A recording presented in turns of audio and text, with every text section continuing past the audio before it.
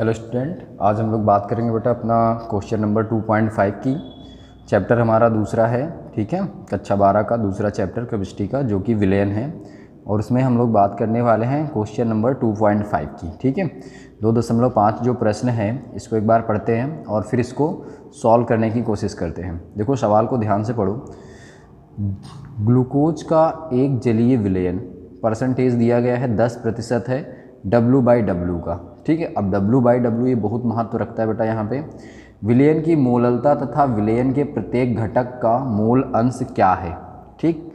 आपको दो चीज़ें बतानी हैं, विलयन की मोललता और विलयन के प्रत्येक घटक के मोल अंश। दो चीज़ें क्या है। यदि विलयन का घनत्व तो आपको दिया गया है 1.2 ग्राम प्रति मिलीलीटर हो तो विलयन की मोलरता क्या होगी। इस सवाल में हमें तीन चीज़ें बतानी हैं, ठीक है। कौन कौन सी तीन चीज़ें हैं? मोललता है, मोल घटक है जिनको आप मोल प्रभाज भी बोलते हो या मोल अंश बोल सकते हो। दूसरी चीज़ आपको क्या बतानी है? मोलरता बतानी है। तीन चीज़ों के हमें इसमें उत्तर देने हैं। अब देखो बेटा, कोई भी सवाल हो तो सबसे पहले आपको देना क्या है। मैं पहले भी वाले सवाल में भी बता चुका हूँ कि सबसे पहले आप देखो उसमें क्या क्या चीज़ें दिया गया है और उसके बाद क्या निकालना है। अगर ये दो चीज़ें आप पहचान जाते हो तो आपका 50% क्वेश्चन सॉल्व हो जाता है। फिर इसके बाद जो तीसरी चीज़ आती है वो क्या आती है, आप ये समझने की कोशिश करो कि जो दिया गया है और जो निकालना है इनमें क्या संबंध है, ठीक है। ये इनमें हम संबंध कैसे स्थापित कर सकते हैं। अगर आपको ये तीन चीज़ें पता हैं तो फिर कोई भी न्यूमेरिकल है अगर आपने पढ़ रखा है तो आसानी से सॉल्व हो जाएंगे। देखो बेटा, थ्योरी पोर्शन अलग होता है, ठीक है, लेकिन प्रश्न करना तभी आता है जब आप प्रश्न को करते हैं। समझ में आ गई चीज़ें। बहुत बार ऐसा होता है कि हम बहुत अच्छे से थ्योरी पढ़ लेते हैं और लेकिन फिर भी सवाल नहीं लगते हैं, तो उसका एक ही रीज़न होता है कि हमने प्रैक्टिस नहीं करी होती। चलो ठीक है, आते हैं सवाल पे। तो क्या लिखा है बेटा, ग्लूकोज का एक जलीय विलयन है 10% दिया गया है W/W। अब 10% W/W का क्या मतलब है? अब देखो बेटा, प्रतिशत दिया गया है, ठीक है। यहाँ पर मैंने आपको बताया था कि जो इस परसेंटेज W/W कैसे लिखते हैं, ऊपर आप क्या लिखते हैं, विलेय का भार और नीचे विलायक का भार। ये W/W क्या बता रहा है? भार बता रहा है, ठीक है। अब कैसे मानते हैं? प्रतिशत का मतलब कि 100, यानी कि कोई चीज़ 100 ग्राम होगी, ठीक है। आप मानने को 100 किलो भी मान सकते हो, ठीक है, लेकिन नॉर्मली हम लोग ग्राम में रखते हैं जिससे हमारी कैलकुलेशन आसान होती है। तो कोई चीज़ 100 ग्राम होगी जिसका 10% का मतलब कि 10 ग्राम क्या होगा, उसमें ग्लूकोज होगा। और जलीय विलयन है तो हमें यहाँ पे ये भी चीज़ पता चल गई कि जो हमारा विलायक है वो क्या होगा, जल होगा, और जो विलेय है वो क्या है, ग्लूकोज है। दो चीज़ें समझ में आती हैं आपको, ठीक है। तो मैं यहाँ पे लिखता हूँ क्या क्या चीज़ें आपको गिवन है। अगर मैं यहाँ पे लिखूँ दिया है, क्या क्या चीज़ें दी गई हैं। ग्लूकोज का भार दिया गया है, ग्लूकोज का, देखो मेरा राइटिंग ख़राब है थोड़ा सा बट आप समझने की कोशिश करें। ग्लूकोज का भार आपको गिवन है 10% का मतलब कि 10 ग्राम है। फिर जल का भार आपको दिया गया है, जल का भार, और जल का भार कितना है बेटा। अब कोई पूरी चीज़ 90 होगी मतलब 100 होगी तो उसका 10 ग्राम अगर ग्लूकोज है तो बाकी का 90 ग्राम क्या बचेगा, वो जल बचेगा। दो चीज़ें हमें पता है। तीसरी चीज़ क्या पता है हमें घनत्व पता है। और घनत्व किसका पता है बेटा, विलयन का घनत्व, विलयन का घनत्व, ठीक। कितना दिया गया है, 1.2 ग्राम पर ml, ठीक। अब निकालना क्या है, एक एक करके चीज़ों को निकालते हैं। सबसे पहले देखो क्या निकालना है बेटा, मोललता। तो मोललता क्या होती है वो आप समझें। तो मोललता होती क्या है बेटा कि 1 किलोग्राम विलायक में उपस्थित मोलों की संख्या। मोललता क्या होती है, 1 किलोग्राम विलायक में उपस्थित मोलों की संख्या। तो अगर मैं यहाँ पे लिखूँ, सबसे पहले हमें निकालना इसमें क्या है, मोललता। तो मोललता क्या होती है, प्रति किलोग्राम विलायक में मोलों की संख्या। तो अगर इसको मैं लिखूँगा तो इस तरह से लिखूँगा, यानी कि N ऑफ विलेय और बटे में क्या लिखना है बेटा, विलायक का भार, यानी कि W किसका, विलायक का, ठीक है।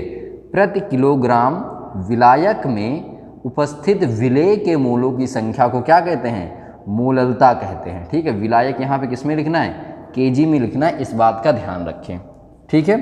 तो मोललता की परिभाषा भी ऐसी होती है, ठीक है, कि 1 किलोग्राम विलायक में उपस्थित मोलों की संख्या उस विलयन की मोललता को प्रदर्शित करती है। आप कई सारी चीज़ें इसमें देख सकते हैं। तो हमें ये बताना है, मोललता बताना है। मोललता बताने के लिए क्या चाहिए, मोलों की संख्या चाहिए। अब मोलों की संख्या निकालने के लिए मैंने आपको तरीका भी बताया था कि मोलों की संख्या आप भाई कैसे निकाल सकते हो, जिस भी चीज़ के मोल निकालना है उसका दिया हुआ भार, दिया गया भार और बटे उस चीज़ का क्या लिखना है, अणुभार। ये दो चीज़ें आप रख देंगे, आसानी से आपको मिल जाएगा। और तीसरी चीज़ विलायक, यहाँ पे देखो केजी में लिखना है, तो अगर आप इसको ग्राम में बनाएंगे तो क्या करेंगे, 1000 से डिवाइड कर देंगे। तो फाइनली अगर मैं मोललता का फॉर्मूला यहाँ पे बनाऊँ, जैसा कि हम लोगों ने पहले भी किया था पहले वाले सवाल में, मोललता इज इक्वल टू क्या हो जाएगा, विलेय के मोल की जगह पर क्या रखेंगे, विलेय का भार, विलेय का भार, ठीक है, बटे क्या रखेंगे, अणुभार। ये तो हो गया विलेय, अणुभार, बटे क्या रखना है, विलायक का भार, बटे हम यहाँ क्या रखते हैं बेटा, विलायक का भार। ठीक है, अब विलायक का भार हमें यहाँ केजी में रखना है, लेकिन हमें दिया किस में गया है, ग्राम में। तो ग्राम केजी बनाने के लिए क्या करेंगे, हम 1000 से इसको डिवाइड कर देंगे। ठीक है, 1000 से क्या करेंगे, भाग कर देंगे। तो ये जो ग्राम में चीज़ें दी गई हैं वो किस में बन जाएंगी, वो बन जाएंगी आपकी किलोग्राम में। तो अब मैं इसको थोड़ा सिंप्लीफाई कर देता हूँ, तो इससे मल्टीप्लाई हो जाएगा, इससे मल्टीप्लाई हो जाएगा। तो फाइनली जो मोललता बनेगा बच्चों, वो क्या बनेगा, वो बनेगा आपका विलेय का भार गुणे 1000 बटे अणुभार। यहाँ पे अणुभार भी किसका है, ध्यान रखना, विलेय का है, विलेय का अणुभार और गुणे क्या हो जाएगा बेटा, विलायक का भार, विलायक का भार। और विलायक का भार किस में रखना है, अब ग्राम में, क्योंकि हमने इसको 1000 से डिवाइड कर रखा है, 1000 से भाग दे रखा है, जिससे केजी बन जाएगा। इतनी बातें समझ में आती, तो सारी चीज़ें रख लो, आपको गिवन है। तो उत्तर नंबर 1 मोललता विलेय का भार कितना है भाई, विलेय यहाँ पे ग्लूकोज है, तो ये 10 ग्राम गुणे 1000 और बटे विलायक का भार लिखना, सॉरी अणुभार लिखना है। तो ग्लूकोज का अणुभार देखो, ग्लूकोज क्या होता है मैं यहाँ पे बताता हूँ, C6H12O6, ये ग्लूकोज का सूत्र होता है। ठीक है, तो इसका अणुभार निकालने के लिए क्या करेंगे, यहाँ पे 12 कार्बन का भार कितना होता है, 12 गुणे 6 प्लस हाइड्रोजन का 1 होता है, 1 गुणे 12 प्लस ऑक्सीजन का कितना होता है 16, तो 16 गुणे 6। आप इनको सॉल्व कर लीजिए। ठीक है, तो ग्लूकोज का जो अणुभार आपको निकल के आता है वो ऑलमोस्ट कितना निकल के आएगा, 12 72 12, लगभग ये 180 के आसपास आएगा। ठीक है, लगभग नहीं, एग्जैक्ट ये 180 ही आता है, आप निकाल के चेक कर लो। ठीक है, तो ये क्या हो गया, ग्लूकोज का अणुभार हो गया। तो यहाँ पे ग्लूकोज का अणुभार रखो 180 गुणे विलायक का भार रखना है, विलायक का भार कितना है 90 ग्राम, तो हमने 90 रख दिया। ठीक है, तो बस इसी को सिंप्लीफाई कर लो बेटा। देखो इसको मैंने क्या किया, 1 0 से इसको काट दिया, 1 0 से इसको काट दिया, तो ओवरऑल यहाँ पे ऊपर कितना बचा है 10 × 10 यानी कि 100 और अपॉन यहाँ पे कितना हो जाएगा 18 × 9। ठीक है, तो इसको जब सॉल्व करेंगे तो 9 8 जा 70 यानी कि 9 8 72 की 2 और 9 का नंबर 9 और 9 और 7 कितना हो जाएगा बेटा 16। ठीक है, तो 100/162 आएगा इसका। तो यहाँ पे मैं ये भूल गया था, तो कोई बात नहीं, तो इसको मैं हटा देता हूँ। तो अब आपको सॉल्व करना है, तब भी यहाँ पे आपको एक दशमलव लगाना ही पड़ेगा। ठीक है, और यहाँ पे हो जाएगा 1000। ठीक है, तो लगभग इसको आप कितना मान लो 160 मान लो। ठीक है, तो यहाँ पे 16 × 96। ठीक है, तो ये लगभग 6 टाइम कटेगा। ठीक है, अगर 160 है तो ये हो जाएगा आपका, हाँ 16 × 96 सही है। और देन उसके बाद फिर से यहाँ पे उतना ही बच जाएगा। ठीक है, 1000 के पास फिर से 6 टाइम चला जाएगा आपका। बस आप एक ही डिजिट तक रखो, बाकी आप एग्जैक्ट सॉल्व कर सकते हो। और यहाँ पे क्या लिख दोगे मोलल। ठीक है, बाकी आप इसको और सॉल्व करना है तो कर लो। ठीक है, तो मैंने इसको लगभग 6 टाइम काट दिया है, आप देख लेना इसको जैसा भी है। तो इस प्रश्न का पहला जो पार्ट है वो सॉल्व हो गया। देखो बेटा, मैं प्रश्न के साथ साथ आपको इसकी थ्योरी भी समझाते चल रहा हूँ, जिससे आपको क्लियरिटी बेहतर रहे। ठीक है, अब इसका दूसरा भाग क्या बताना है, इसका दूसरा भाग बताना है विलयन के मोल अंश। ठीक है, प्रत्येक घटक के, यानी कि दोनों के मोल अंश बताने हैं। ठीक है, तो मोल अंश का मतलब क्या होता है, मोल प्रभाव, जिसको हम लोग इस तरह से चाई से लिखते हैं। ठीक है, एक्स की तरह से बनता है, जिसको क्या लिखते हैं, चाई लिखते हैं। ठीक है, तो मैं इसको थोड़ा सा सेट कर लेता हूँ। चलो ठीक है, अभी आ जाएगा। ठीक है, तो अगर मुझे विलेय के निकालना है, विलेय का मतलब कि ग्लूकोज, तो हमें क्या करना है बेटा, ग्लूकोज के मोल बताने हैं। तो ग्लूकोज के मोल कैसे बताएंगे भाई, देखो तो सबसे पहले क्या करते हैं, ग्लूकोज के मोल बटे कुल मोल, तो वही करना है। तो ग्लूकोज के मोल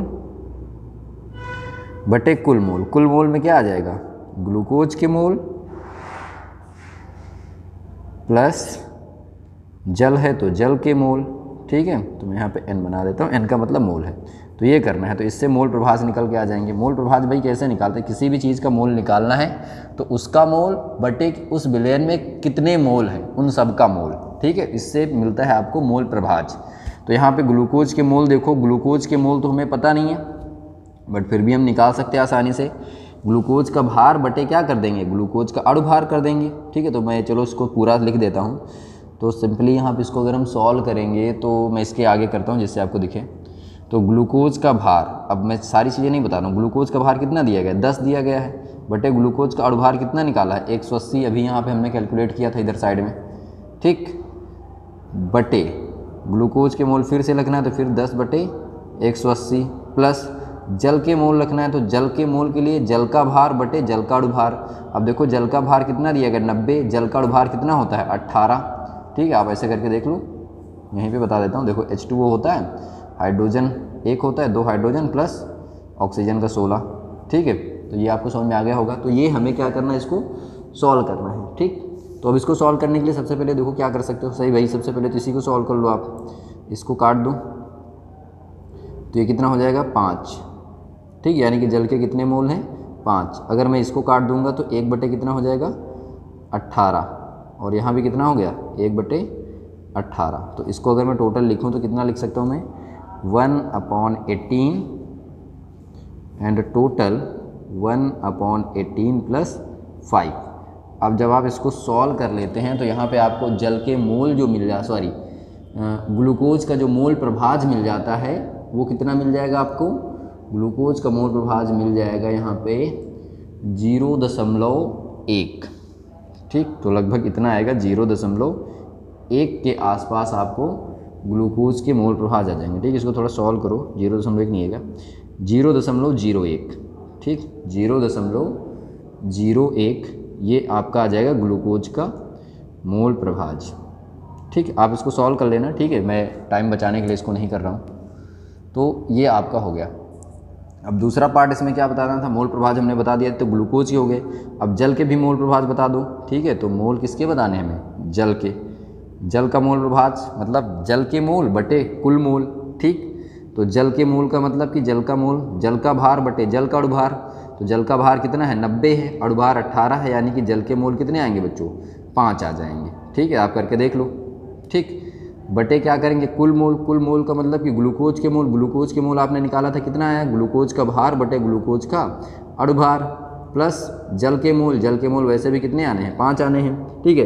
तो अब आपको इतना सॉल्व करना है, ठीक है। जब आप इतना सॉल्व कर लेंगे तो आपको लगभग जो जल का मोल मिलेगा वो मिलेगा 0.9, ठीक है। तो अगर ये 0.01 है तो ये 0.98 के आसपास आता है, ठीक है। आप दूसरे तरीके से भी कर सकते हो, आसान तरीका मैं बताऊं, एक विलयन में किसी एक के मोल घटक आपको पता हो गए, तो आपको पता है कि किसी विलयन में विलेय के मोल प्लस विलायक के मोल, इन दोनों का योग हमेशा क्या होता है 1 होता है, ठीक है। तो फाइनली अगर आपको ग्लूकोज के मोल मिल गए हैं, ठीक है, तो 1 से इसको घटा दो। मैं यहाँ पे लिख देता हूँ, एक चीज़ में याद रखना बेटा, आपको आसानी होगी, विलेय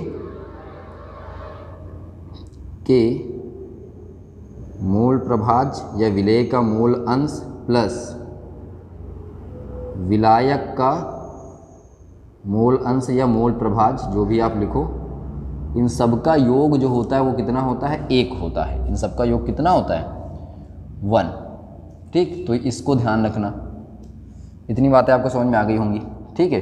तो आप चाहो तो अगर आपको जैसे कि पता है कि भाई जैसे आपने जल के मोल निकालने, जल के मोल आ गया 9.8, तो अगर इसको आप सब्ट्रैक्ट कर देंगे 1 से तो लगभग ये 0.1 आ जाएगा, 0.01 आ जाएगा, ठीक है। आप करके देख लेना, ठीक है।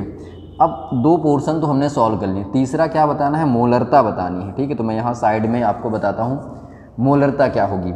तो मोलरता के लिए देखो भाई क्या करना है कि मोलरता क्या होती है, कल पिछले वाले सवाल में मैंने आपको बताया था कि मोलरता क्या होती है बेटा, विलेय के मोल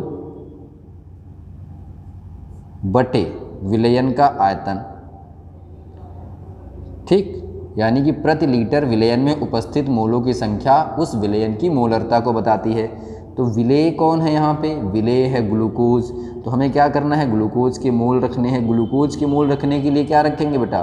ग्लूकोज का भार बटे ग्लूकोज का अणु भार। विलयन का जो आयतन है वो तो हमें पता नहीं है, तो सबसे पहले क्या करो? विलयन का आयतन निकालो। सवाल में कहीं नहीं दिया, लेकिन घनत्व तो दिया था। आप यहाँ पे सवाल को देखेंगे, इसको मैं थोड़ा ऐसे करता हूँ। तो सवाल में आपको एक चीज़ दी गई है, वो क्या है? वो है विलयन का घनत्व, और घनत्व से हम आयतन आसानी से निकाल सकते हैं, ठीक। तो मैं यहीं पे आपको निकाल के दिखा देता हूँ। देखो यहाँ पे, तो D इक्वल टू क्या होता है बेटा? M/V होता है। घनत्व हमें पता है 1.2, ठीक। और हमें क्या निकालना है? हमें निकालना है आयतन, और हमें मास भी पता है। द्रव्यमान कितना दिया गया है? हम किसका घन निकालना है बेटा? आयतन, यानी कि 100, ठीक। विलयन का द्रव्यमान 100 ग्राम है। W/W परसेंटेज यह दिया है, मतलब 100 ग्राम होगा विलयन का आयतन, अपॉन V। तो यहाँ पे V इक्वल टू क्या हो जाएगा? आयतन इक्वल टू क्या हो जाएगा V? तो आप इसको इससे मल्टीप्लाई कर लीजिए। तो विलयन का जो आयतन आएगा वो क्या आएगा? विलयन का भार बटे विलयन का घनत्व, ठीक है। यानी कि ओवरऑल ये आपका आ जाएगा 100/1.2। अब 100/1.2 को जब आप सॉल्व करेंगे तो ये लगभग आ जाएगा 83.3, ठीक, 83.3, ठीक है। तो मैंने पहले से इसको कैलकुलेट करके रखा था जिससे आपको दिक्कत ना हो, ठीक है। आप इसको करके देख लीजिए, इसको दशमलव काटेंगे और यहाँ पे क्या हो जाएगा? 1000 हो जाएगा, ठीक है। तो सबसे पहले 8 टाइम कटेगा, तो 8 आ जाएगा, फिर 3 टाइम कटेगा, ठीक है। तो 83 के आसपास आएगा। आप 2 ही डिजिट ले जाओ, हमें कैलकुलेशन को आसान करनी होती है, ठीक है। तो ये घनत्व तो आ गया, तो सॉरी विलयन का आयतन मिल गया हमें। तो यहाँ पे रखो भाई। तो विलयन का आयतन यहाँ किस में मिला है? ml में, ठीक है, क्योंकि यहाँ पे मास जो रखा हमने किस में रखा था? ग्राम में रखा है ना। तो यहाँ पे जो भी आयतन मिलेगा वो किस में मिलेगा? ml में मिलेगा। तो हमें उसको लीटर बनाना है, तो यहाँ पे क्या लिखेंगे? यहाँ पे लिखेंगे V ऑफ विलयन, और अगर इसको ml में बनाना है तो हम क्या करेंगे? 1000 से डिवाइड करेंगे अगर इसको लीटर में बनाना है, ठीक। तो ओवरऑल आपका मोलरता का फार्मूला फिर से वही आ जाएगा, यानी कि विलेय, दिख रहा है? इधर लिख रहा था, यहाँ पे। तो विलेय का भार गुणे ये हो जाएगा 1000, ये ऊपर मल्टीप्लाई हो जाएगा, बटे विलेय का अणु भार, और यहाँ पे क्या हो जाएगा बेटा? गुणा क्या हो जाएगा? विलयन का आयतन, ठीक। तो बस सारी वैल्यू रख दो। विलेय का भार कितना दिया गया? 10 दिया गया है, गुणे 1000। अणु भार कितना है विलेय का? 180 आपने निकाला ही है, और गुणे विलयन का जो आयतन है वो कितना निकल के आया है? 83, ठीक है। 83.3 रख लो।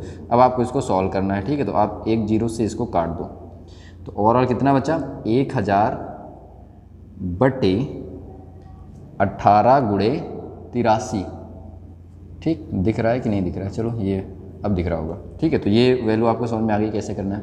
तो बस इसी को अब आपको सॉल्व कर लेना है। तो सॉल्व करते समय देखेंगे तो क्या आ जाएगा? इसको जब आप मैनिपुलेट कर लेंगे पूरी तरह से, देखो कैलकुलेशन आप ज़रूर कीजिएगा, ठीक है। मैं यहाँ पे समय बचाने के लिए नहीं बताता हूँ आपको, लेकिन ये करना ज़रूरी है, क्योंकि जब एग्ज़ाम में आपको प्रश्न आएगा तो वहाँ पर तो ऐसे डायरेक्ट लिख नहीं सकते हो, ठीक है। आप तभी कर पाओगे जब आपको गुणा भाग आता होगा, ठीक है। तो इसका गुणा भाग आप कर लेना, और विलयन की जो मोलरता यहाँ पर निकल के आएगी वो कितनी आती है? 0.6, ठीक। इतनी यहाँ पे आपको क्या निकल के आ जाएगी? मोलरता, और इसको हम क्या लिखेंगे? मोलर, ठीक है। तो ये रहा आपका NCERT का प्रश्न नंबर 2.5, और जिसके मैंने सारे पार्ट आपको बता दिए हैं, ठीक है। 3 भाग पूछे गए थे और तीनों भाग मैंने आपको बता दिए। और इसी के साथ साथ आपको समझ आ गया होगा बेटा कि मोलरता क्या होती है, मोललता क्या होती है, और मोल प्रभाज क्या होते हैं, ठीक है। अगर इसमें कुछ भी नहीं समझ में आया तो मुझे कमेंट करके पूछो। बाकी और मुझे बताओ कि आपको कौन सा प्रश्न नहीं आता है, ठीक है। आप मुझे सिर्फ ये बता दीजिए सर NCERT का ये चैप्टर है और इसमें हमें इस नंबर का सवाल नहीं आता है, तो मैं कोशिश करूँगा कि जल्दी से जल्दी उसका वीडियो अपलोड कर दूँ, ठीक है।